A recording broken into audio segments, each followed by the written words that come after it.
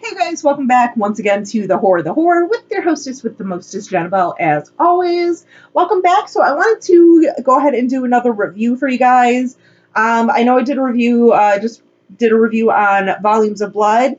I'm going to be talking about Volumes of Blood Ghost Stories. So this is a sequel, so to speak, to Volumes of Blood. I do not own a copy of this particular movie, but like the first Volumes of Blood Ghost Stories is actually streaming on Amazon Prime for free, which is actually where I watched it. And by the way, thank you CML Entertainment for letting us know, giving us the heads up on Volumes of Blood Ghost Stories on Amazon Prime. Sorry, suddenly was getting brain farts.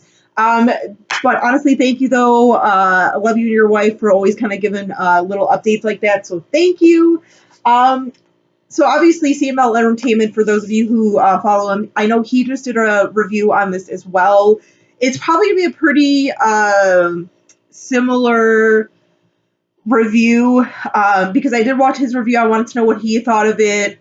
And honestly, I have to say, I pretty pretty much agree with everything that CML was saying about this movie. It's still a low budget film. It's still pretty low budget, but they definitely like stepped it up in the ghost stories because like I know CML actually kind of made a comment of the effects, they really went all out, like good practical effects. Like I know a quote he kind of said was like when they go for like a cut, they really go for a cut or a stab or whatever. So it really, really does go for like those cuts and everything, for those stabs and everything. The special effects, like I said, they really stepped it up. It was really like it's gory, but it's not like over the top gore. It's got some good practical effects. Like I remember in one of the stories,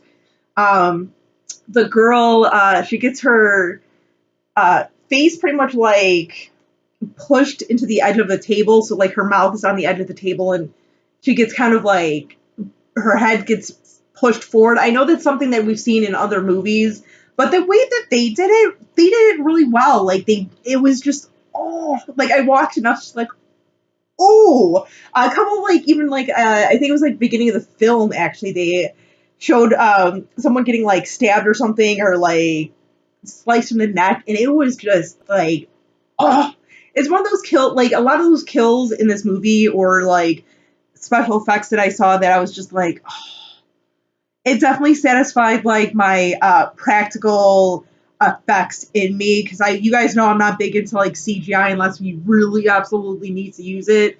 But yeah, this one definitely will satisfy your practical effects need and everything. And even a lot of the stories. Once again, I have to kind of really agree with CML about because this one actually has a lot more stories and everything. Some of the stories you definitely are going to like a little bit more. I feel like that's kind of given with any sort of anthology movie, is there's going to be some stories you like more than others, which, like I said, that just kind of happens with a lot of anthologies.